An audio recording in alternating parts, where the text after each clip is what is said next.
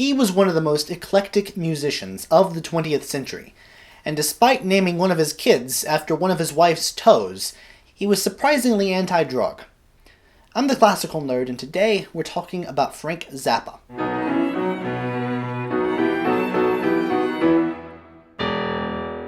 Zappa was born in Baltimore, Maryland in December 1940. As a kid, he was rather sickly and kept having these recurring sinus infections, to the point that a doctor once prescribed radium pills that went up his nose in order to try and cure it. Needless to say, this did not cure his sinus infections. Zappa would later theorize that these recurring sinus infections were due to repeated exposure to mustard gas, the same nasty stuff that led all the soldiers in World War I to carry gas masks in the trenches. This was not a particularly far-fetched theory because his father worked in a plant that, among other things, made mustard gas. And they did not live that far from his dad's factory in Baltimore, which meant that, because they lived so close, they had to have gas masks on hand from a very early age. When he was 12, the family set out for California, where they went to San Diego, and eventually would come to move to various cities throughout the state. These recurring health problems cleared up, but did not stop Zappa, even in Baltimore, from being a thorn in his dad's side. He never described what trouble he got into, but he said that he got up into such trouble at least once that he almost endangered his father's security clearance with the United States government. California was where Zappa first got into music, and his tastes were eclectic from the very beginning. He said that the first music he ever remembered listening to was Arabic music, and that he liked it, but first and foremost, as a performer, he was a percussionist.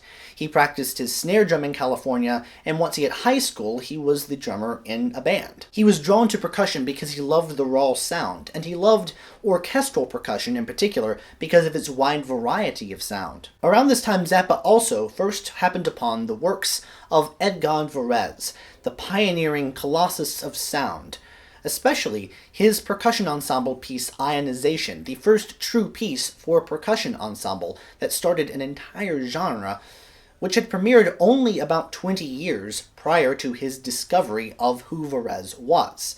This immediately piqued his interest, specifically a scathing review of Varèse in a magazine, and he was like, oh, I just have to understand what this cacophony is about. Zappa was just ridiculously dedicated into acquiring this Varèse record, because in that time, and in that part of the country, you'd be hard-pressed to go into any record store and find anything approaching the kind of classical avant-garde idiom in which Varèse had been writing. Zappa would eventually find a recording of Ionization on a record that contained many of Varèse's other works, and he was fascinated with this record and a recording of Stravinsky's Rite of Spring. Zappa was so enthralled with Varèse's music that on his 15th birthday, his mom, instead of giving him $5, allowed him to place a long-distance telephone call to Greenwich Village in New York City. Now, this was kind of a whim, because Zappa did not know where Varèse lived. He just thought, there's only one place in the entire world that a composer as strange and iconoclastic as Edgard Varèse could live, and that's Greenwich Village. Turns out he was right. Unfortunately, Edgard Varèse was off in Europe. His wife Louise fielded the call, and she was incredibly nice to Zappa. Edgard later wrote a letter to Zappa thanking him for his interest and inviting him to stop by the residence if he ever found himself in New York City. Zappa would never meet Varèse in person, but was always very honored to have this link to a composer that he so admired. Zappa's tastes were entirely modern, from Varèse especially to Stravinsky, even to the works of Schoenberg and Anton Webern. He never was interested in the music of, say, Mozart or Beethoven. As mentioned, Zappa frequently found himself on the move across California, and as a result of this, he changed schools very often. This led to him having a disdainful attitude towards formalized education. His interest in modernist classical music combined with his love of R&B and rock and roll, and while he was primarily a drummer, he picked up the guitar around the time he was 16. By the end of his high school years, he had his hands deep into all sorts of music, from writing Varèse-influenced pieces for the student orchestra to play at his high school, all the way to developing his own idiosyncratic style of guitar playing. At 18, he left home and ended up in an apartment in central Los Angeles, where he studied composition very briefly with the Viennese-born composer Carl Cohn, who taught at Pomona College, but took Zappa on as a private student. It was during this time that he met and married his first wife, Catherine Sherman. They lived just outside of LA for several years, as Zappa painted and composed, and in order to make ends meet, worked for a very brief period of time in the advertising industry. This would prove to be an incredibly important, pivotal moment in Zappa's development as an artist. He understood that in order to make himself known in the wide fields of rock or pop or whatever he wanted to be, he had to have his own enticing visual identity. Zappa pinpointed this as the critical difference between how people historically consumed music and how people in his era consumed music. To him, music was 50% visual. He knew how the game was played in order to maximize his benefit from playing that game later on. This is still very true today. After all, Lady Gaga has an absolutely gorgeous voice, but in order to get known, she had to develop her own unique visual identity. She had to become known as someone who would wear, for instance, a meat dress. Zappa understood that in order to forge his own unique musical identity, he had to create a whole gestalt. He had to create an entire artistic identity. Zappa played gigs, backed up other musicians on their records, and did several independent film scores. He eventually built up enough money doing this that he was able to stage his first concert of orchestral music when he was just 22. This young, obscure composer and multi-instrumentalist, known, if at all, for his work on indie film scores, actually appeared on Steve Allen's late-night talk show where he turned a bicycle into a musical instrument, which echoes what John Cage did with his piece Waterwalk. Now, an appearance like that today would kind of go under the radar. It'd be a novelty act on one of the many late-night talk shows. But back then, there were only 3 TV networks, which meant that a single appearance like that would significantly boost one's level of fame. With some similarly inclined experimentalist friends, Zappa wrote and recorded a handful of songs, but remained without a record deal when told that his music lacked commercial potential. He was very proud to have that label attached to his music. As his marriage began to break up, he threw himself into his work with an immensity of passion, and he began experimenting at this time with using electronic tape. His hero Varèse had written pieces which included parts for electronic tape, and one of the first pieces for solo electronic tape in Poème électronique. But Zappa was really interested in seeing if he could marry this to his rock and roll and R&B influences. The equipment, to quote the record company, was itself a long way from having commercial potential, so Zappa and some of his friends literally moved into a studio. He called it Studio Z. He was fascinated with the almost endless potential of directly manipulating magnetic tape, as were many of his friends. Studio Z would come to an ignominious end because of a couple of factors. One was he and his friends' insular studio lifestyle. Another was the fact that they rarely, if ever, produced songs that Zappa did not write. And the third was that Zappa was still associated with these low-budget independent films. This gave the police somewhat the wrong opinion of his works. To put it nicely, they thought his film work was a lot more lewd than it really was. A police raid led to a short jail stint for Zappa, the loss of Studio Z, and most damagingly, the loss of a majority of the tape that was recorded at that studio. The year was 1965, and Zappa had to all but start from scratch. Things did turn around pretty quickly because Zappa joined an R&B band called the Soul Giants, and Zappa's influence was immediate. The Soul Giants were renamed the Mothers, and they became a vehicle for Zappa's music. Their underground success eventually caught the eye of MGM's Verve Records, which was known for its willingness to sign modernist artists. So the Mothers became the Mothers of Invention, highlighting their fearless leaders' unprecedentedly eclectic stylistic influences. In 1966, their debut album Freak Out was released. This was somewhat against Zappa's wishes.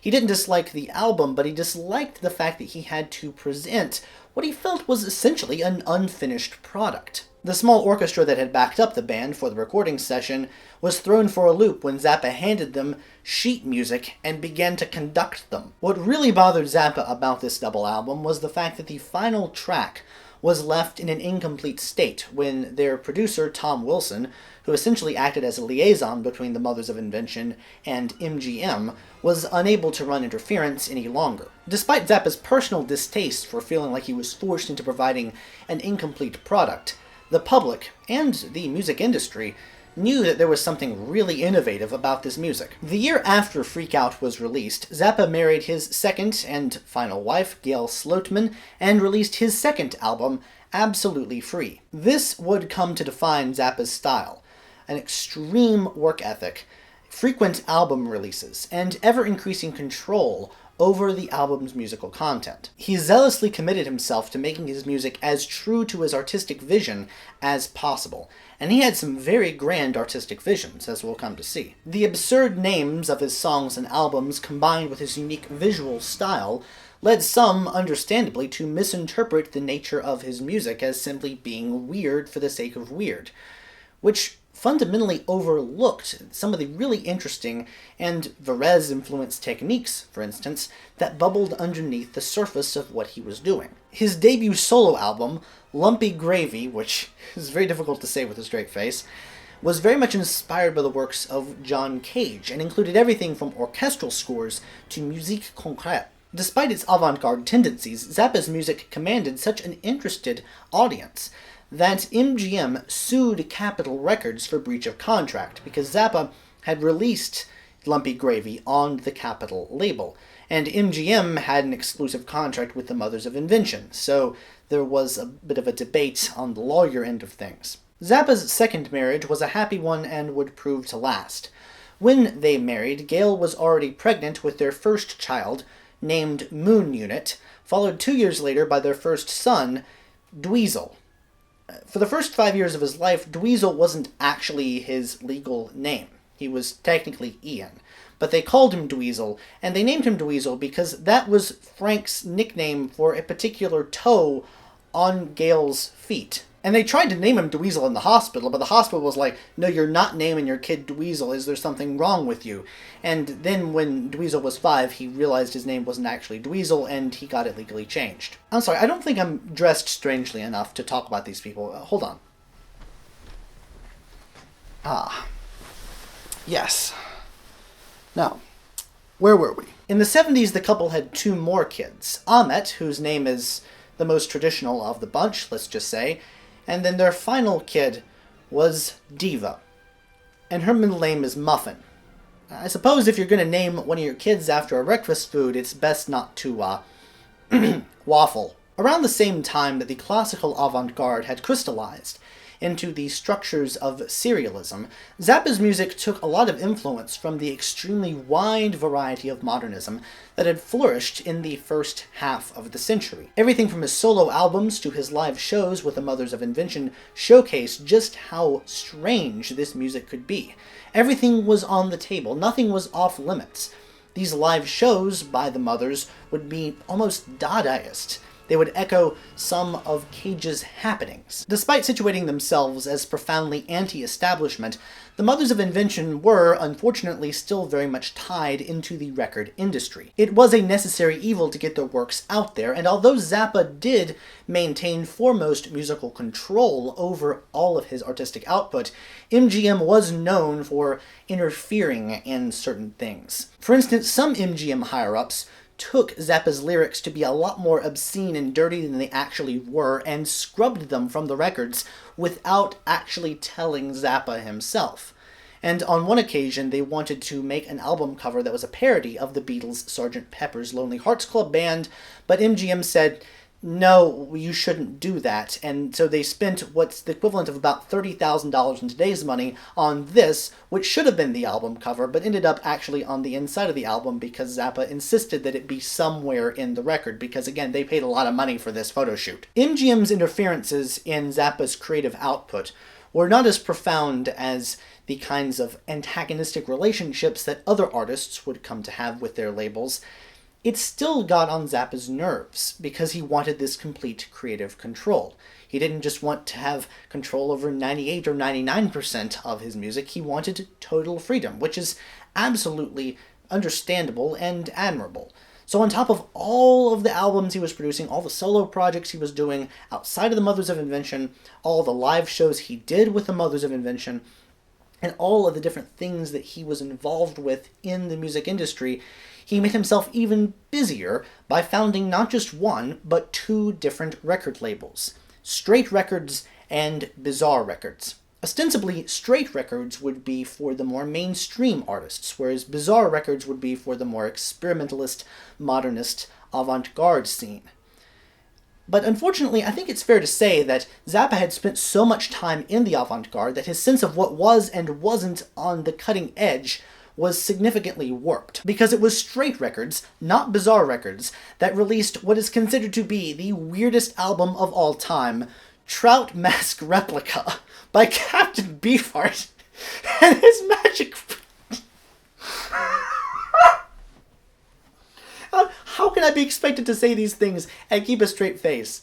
Look at this! It's ridiculous! Captain Beefheart was the stage name of a fellow named Don Van Vliet, who was a childhood friend of Zappa's, and is perhaps one of the few characters in the small world of avant-garde rock that wrote even more wild music than Zappa ever did. Despite early successes, Zappa felt that the Mothers of Invention were beginning to falter, and he felt as if audiences weren't keeping up with the evolution of his style, which was moving more and more towards a style he called electric chamber music. Zappa disbanded them in 1969 in a move that surprised no one, but the exact reasons as to why he disbanded them really depends largely on who you ask. Money was definitely a factor, as was Zappa's decision to leave MGM in favor of Warner Brothers. Some took it personally because they felt as if Zappa's perfectionism had gotten in the way of his ability to work well together with others, although this is undercut by the fact that he still worked with former members of the Mothers of Invention on his own solo projects. The Mothers of Invention were not dead for long, as Zappa brought back the name with an entirely new lineup of backing musicians for 1970's Chunga's Revenge. The next album, 200 Motels, coincided with the release of a surreal quasi-documentary of the same name, which chronicled life with the Mothers of Invention on the road. This coincided with Zappa's first real falling out with the classical music world. He still loved classical music and modern classical music and Varèse and Stravinsky and all the modernist composers of that ilk. What he didn't like was the classical music establishment. He didn't feel as if professional symphony orchestras really were at his level of quality. He wanted orchestras to be really good. He wanted orchestral sounds, he wanted to write orchestral pieces, and he wanted orchestral music to be a part of the fabric of what made the Mothers of Invention a very popular band. But for him, there wasn't an orchestra in the world that could perform at the level he wanted them to perform at. On top of that, he also encountered a number of managers who really did not like his music and prevented him from booking, for instance, the Royal Albert Hall, because they saw his music as being juvenile and obscene. In December 1971, while performing in Western Switzerland, some idiot thought it would be a good idea to set off a flare gun in the middle of their performance, which was indoors because it was December in Switzerland. You're not going to have that outside. If you ever wanted to know what Deep Purple's song Smoke on the Water was about, it's this incident. The casino that they were performing in burned down to the ground and ruined, understandably, all of their equipment. And so for the next couple of shows, they had to mix and match gear from other bands that they knew and were touring with and were in the area, just so they could play the shows they'd already booked. And before the year was out, a second disaster struck the band when an overeager and overzealous fan in London pushed Frank Zappa into the orchestra pit, where he fell onto concrete and very nearly died. For much of 1972, the Mothers were stuck, unable to tour. And when Zappa finally did return to the stage, he was significantly limited in his mobility, and his voice had noticeably changed. It's a miracle that he could sing, let alone even talk, really, because his larynx had been crushed in the accident. And his voice, when he recovered full use of it, had significantly dropped. He also always walked kind of lopsided for the rest of his life because one of his legs healed shorter than the other, which led to a number of other issues, especially with his back. The repercussions of this were long felt because members of the Mothers began their own solo careers, leaving Zappa to produce more albums with backing bands that weren't called the Mothers. He toured around and recorded albums in the 1970s with a who's who of jazz and session musicians, which emphasized Zappa's influence by jazz, which he'd gotten into and wanted to incorporate into his style a little bit more. Zappa's frustrations vis-a-vis creative control led him and his longtime manager Herb Cohen, who had been there since the beginning, to sue each other, which led to a tangled mess of lawsuits that, well, the lawyers had to figure that one out, but it meant that for a little while there, Zappa could not really produce any more albums, and he wasn't getting money from the albums that he had produced. So he was forced to make most of his money by touring around. Throughout the next decade, Zappa kept pushing the envelope, and he kept going back to the orchestral well because he still wanted that sound, and he knew that there was no way to simulate an orchestra. But he rarely, if ever, had a successful experience in getting orchestras to play his music with his customary degree of accuracy. This led him to adopt digital synthesizers both on the stage and in the studio. He was one of the first to do that. More on that in a minute. What this meant was that he was now free to write music as complex as he wanted it to be, without having to worry about whether or not someone could perform it. His desire for complexity is perhaps summed up best in a piece for solo percussionist called The Black Page No. 1, which includes complex tuplets and occasionally tuplets inside tuplets. Rhythmically, it's a very, very challenging piece, and it's not a far cry at all from what new complexity composers like Brian Ferneyhough would come to do in, for instance, his string quartets. What he became known for is the kind of complexity that Zappa did in this piece. Although I can't say that Zappa really prefigured the new complexity movement in any significant way. For one thing, Zappa's music is a lot more accessible than any Brian Ferneyhough string quartet could ever hope to be. Zappa's orchestral music carried on the torch of Varèse in such a profound way that it attracted the attention of arch-serialist composer and extremely judicious conductor Pierre Boulez. Boulez commissioned Zappa to write enough pieces to fill out an album, and then he recorded it with his own ensemble. It's a testament to Zappa's perfectionism and craft that, although he greatly admired Boulez's attention to detail, which was a level of attention to detail on par with his own, he is perhaps the only musician in history to criticize Boulez's own hand-picked Ensemble Intercontemporain for being under-rehearsed. Also, he once got banned from Saturday Night Live, where he was once a musical guest, because he was too difficult to work with, which is understandable, considering what we know about him. Live TV shows didn't mix well with what he expected from his musicians. He disliked the human element of any and all inaccuracies, and so while he may have appreciated the tone quality of an orchestra, there were very many moving parts in an orchestra that could go wrong, and if just one thing was off, it really got under his skin. This led him to adopt a digital synthesizer known as a synclavier. This was an early sampler and synthesizer that could, with a remarkable degree of accuracy, play back something down to the millisecond, which between 1 and 2 milliseconds, it just goes by too fast for us to know the difference.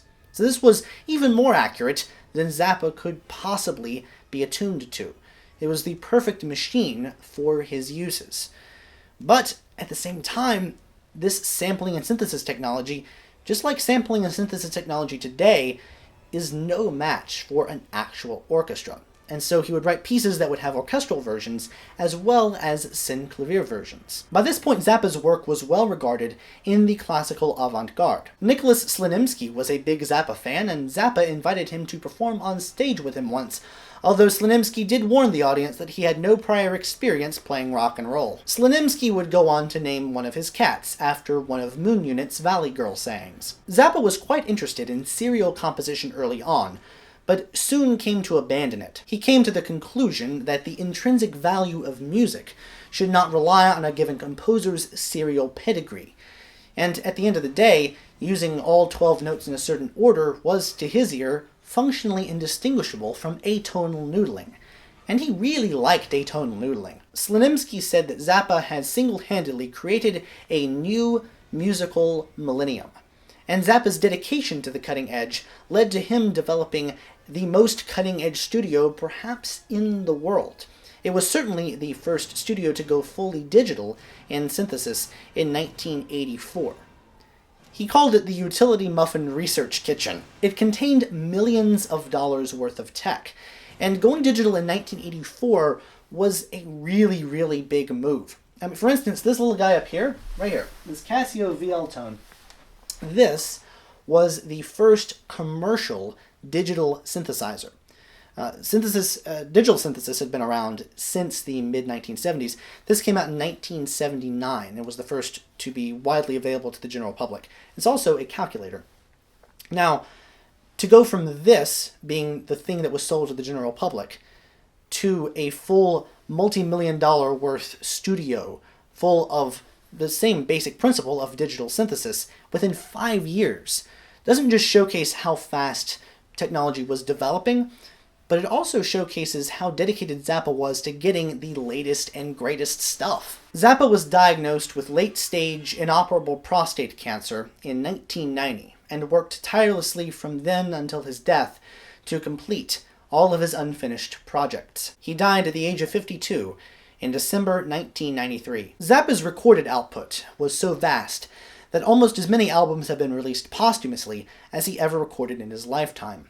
Boulez mourned his passing, calling him one of the few figures whose music would survive in two very distinct musical worlds. Although at the same time, it's hard to divorce Zappa's orchestral music from his rock and roll stuff. Zappa's music is characterized by a very wide palette of sounds and techniques, but above all, a focus on rhythmic complexity. He achieved this in a number of different and innovative ways. But most different and most innovative of all these techniques was something he invented that he called xenochrony. I'm pretty sure I'm pronouncing that right, and in any event, my pronunciation sounds cool, so I'm sticking with it. He pioneered this technique throughout the 1970s and used it most prominently in the 1979 triple album Joe's Garage. Xenochrony was essentially having two different musical ideas going on at the same time, but it was achieved through the use of electronic tape.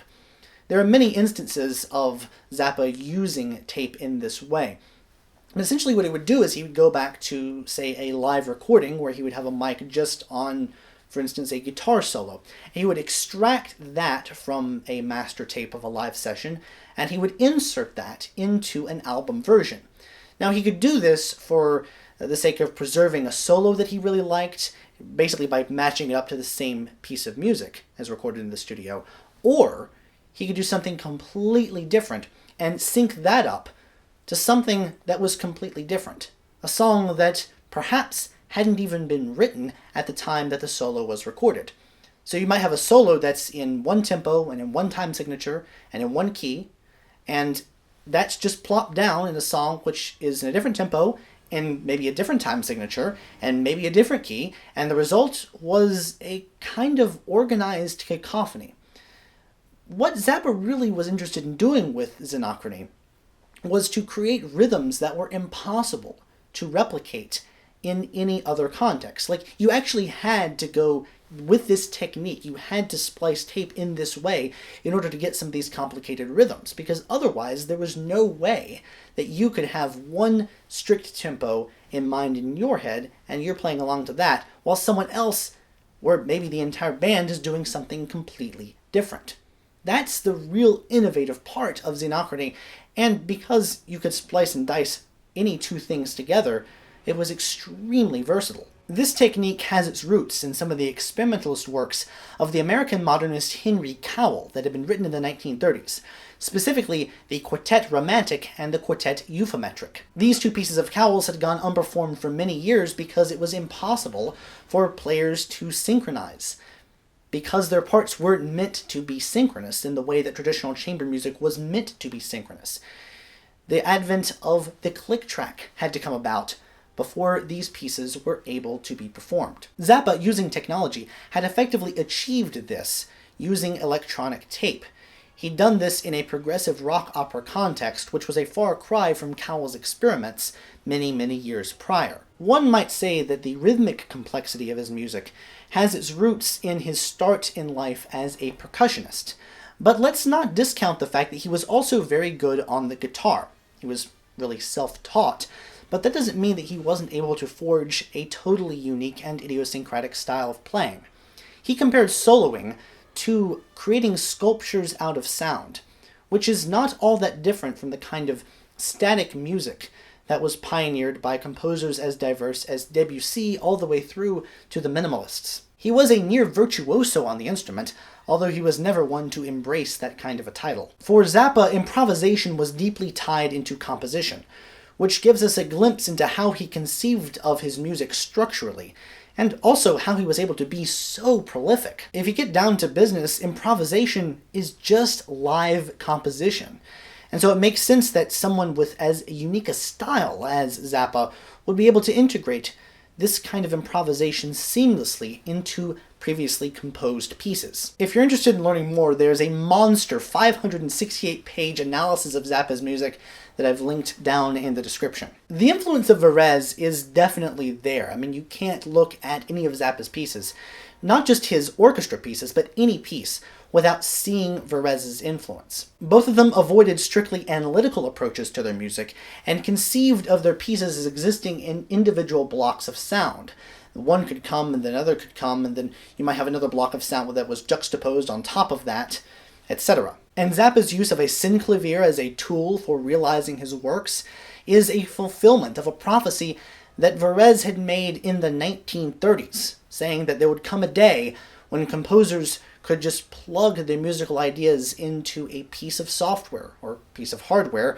Those terms didn't exist back in Varèse's day, I'm paraphrasing here, and that machine, whatever it was, would spit out a completed musical product, completely bypassing the need for live performers. Zappa liberated sound in the rock world just as Varèse had set out to liberate sound in the classical world. Zappa's music is highly critical of all aspects of life, and mercilessly parodies almost every conceivable political position. Everything was on the table about every issue from the times, from racial justice to fake news to the greed of corporations, to the military-industrial complex, to television, to the conformity of the American dream, from hippies and drug culture to right-wingers, outrage culture, and self-professed moral guardians. He was a staunch advocate for artistic freedom, and as an extension of that, freedom of speech in general. His avant-garde way of thinking led him to conceive of the idea of online music stores like iTunes, a full 20 years before any of that came to fruition. When the iTunes store was actually founded, Gail Zappa sent a blistering letter to Steve Jobs. In this, she blasted him for what she saw as a demeaning of the music industry and of her husband's memory. His anti-censorship ethics culminated in congressional testimony, where he advocated against the instantiation of parental advisory warning labels, which he called treating dandruff by decapitation. Zappa felt that drug use and drug culture hindered productivity, and he did not want to associate with people who engaged in that kind of activity. He didn't want any part of his music to be tarnished or slowed down by someone who was addled in the brain. Today we would consider his views to most closely align with libertarianism, because he was okay if you wanted to smoke weed, but he just didn't want to do it himself, and he didn't want people who did that to be involved in his projects. And he didn't by any stretch of the imagination like cocaine or heroin, but he also didn't feel as if the government was doing themselves any favors by cracking down on it. He feared that, despite being incredibly prolific, he'd be known for only a handful of novelty songs, which adhered most closely to traditional rock song formats. But these fears proved unfounded because his music has found such a huge audience of people who like different pieces for different reasons. He was prolific in large part because he didn't really think about what he did, and that's not intended to be insulting, far from it. Zappa represented the antithesis of the kind of heady, very academic, very structured kind of music that people came to expect from modern composition in the middle part of the 20th century. It defies explanation and easy categorization, in part because a lot of what we consider to be the influence of one composer to another has to do with the way that the music looks on the page, the scores, and how the notation evolves over time, and we can easily see from piece to piece and composer to composer what techniques were used, who influenced who, etc. But Zappa's interaction with music was largely not from the score. He didn't look at music so much as he heard it. He was very much in the Varèse soundscape and the Varèse world, but it was more from listening to records of Varèse than it was ever from looking at a score of Varèse. And so you can hear a Varèse influence, but when you see a Zappa score, seeing that influence is not as obvious as it would otherwise be. Purely in terms of structure, you can hear the block-like structures, which are reminiscent of Varèse and Stravinsky, but Zappa's music is very much different. It's, if you want to be very, very broad brush painting here, it's Varèse with melody, occasionally. For a while, Zappa's estate was involved in a lot of legal infighting, which saw the four children really at each other's throats when it came to control over their father's legacy. Gail had founded the Zappa Family Trust in 2002, and prior to her death in 2015, had not split control over the trust 25% to each of the kids. Instead, she gave 30% each to the younger kids and 20% each to the older kids. You can understand why this, looking back, was a bad move. This led to an absurd battle where Dweezil was playing his father's music under the banner of Zappa Plays Zappa, but because Zappa Plays Zappa was under the control of the family trust could stop Dweezil, who only had a 20% share, from using the name Zappa Plays Zappa. He had to change it to Dweezil Zappa Plays Frank Zappa. From the trust's perspective, they felt as though they had to control what they owned. I mean, Zappa Plays Zappa was their intellectual property, and if they didn't defend that intellectual property, anybody could use that. Their ownership of that would lapse, legally speaking. Whereas Dweezil felt like he was being attacked by members of his own family, who didn't want him to be out there playing his father's music. Fortunately for everyone involved, the siblings made up in May 2018, allowing the four of them to work together in promoting and preserving the legacy of their father and his music. Doubtlessly one of the most influential and extraordinarily interesting musicians of the 20th century.